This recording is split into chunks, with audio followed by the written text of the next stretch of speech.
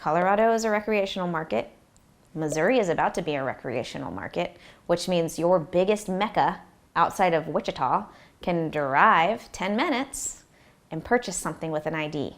And if you don't think they're going to do that and drive back across state lines, you're very, very mistaken. I mean, I think it's really important to take it all the way back to when this started.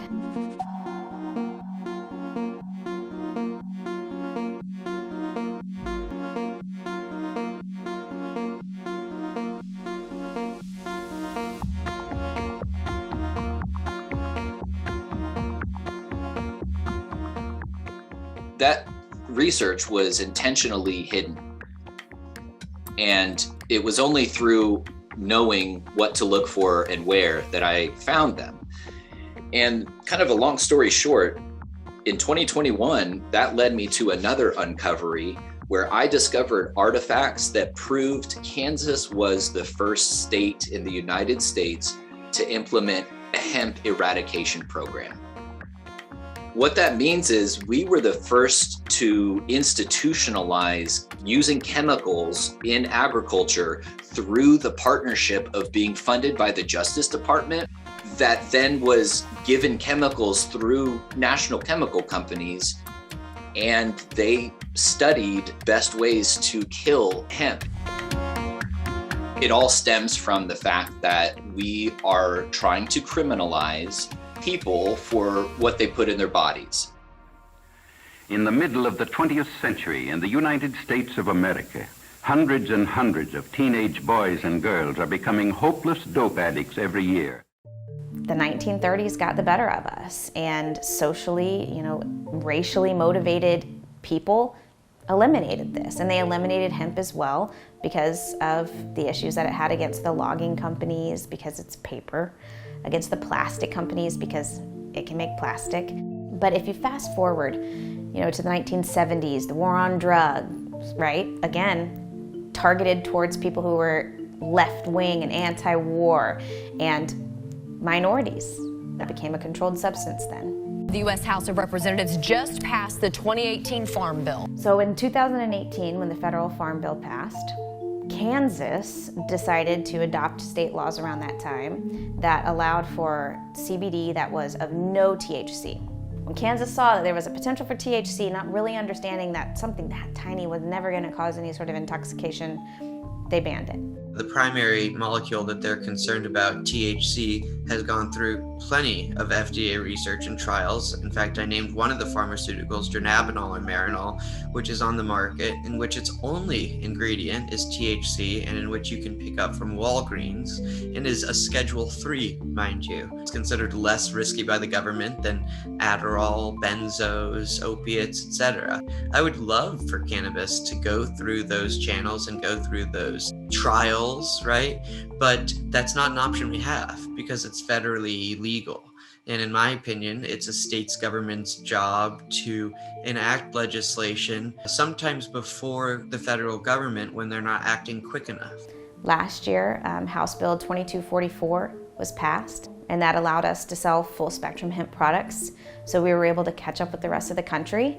Unfortunately, during some changing of that language in the bill is where we've run into the issues we've run into with Delta 8. And instead of matching federal law, it was slightly tweaked. Legal or not, there's mixed messaging when it comes to Delta 8 in Kansas. The major crucial change is that it no longer distinguishes between Delta 9 THC and any other THC. It just says tetrahydrocannabinol concentration.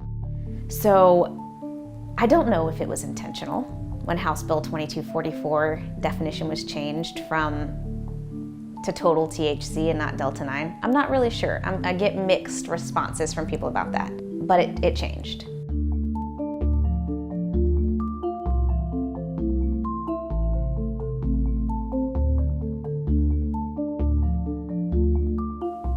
Robert Anderson has said too, the demand for these products is high.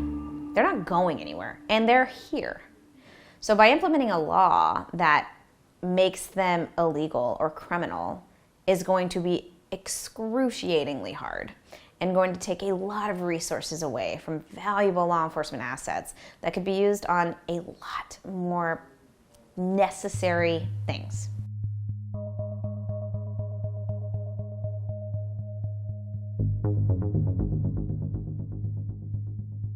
Legalizing medicinal cannabis is going to have a very positive effect on our farmers and the people who are trying to get into the hemp industry. And I think once we can help normalize some of this to the point where, hey, this is protected, it's only for certain individuals, we're going to regulate this the way that it needs to be done, that is going to open up doors for people's mind and paradigm shift to, okay, hemp is okay. We need to make it, we need to embrace all of the other aspects that it can offer now.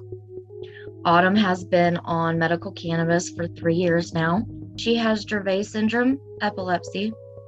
In Kansas, she was completely care dependent and nonverbal. After starting cannabis, she can now write and read and is beginning to learn math.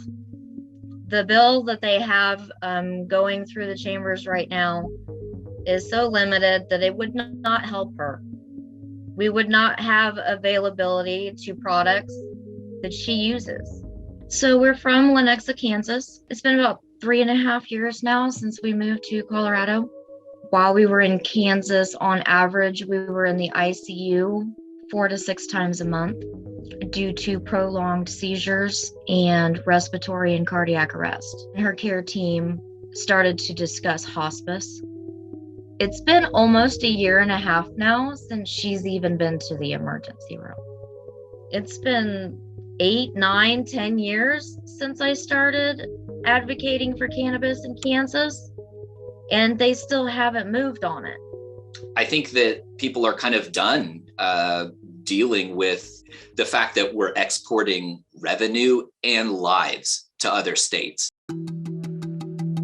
Kansas is in this very unique position. There are 37 other states who have programs. By reaching out to industry professionals in Missouri and Oklahoma and Colorado, our neighboring states, and talking to them about the ups and downs, what's worked, what hasn't, and being able to bring that information to the legislature has made a massive difference in what we're seeing in the bills and what's going to be able to come out of committees. So we can really join in at a really good time. I mean, there is a silver lining with being one of the last states. During my time in the legislature, I've seen both people who were strong no's become impassionate yeses, and I've also seen no political divide or gesturing. It's really amazing to work on an issue that has so much bipartisan support. And this time, we're coming back to the table with stronger legislation, more united as an industry, with a legislature that is ready and giving us that opportunity to finally get this done. There's been a groundswell of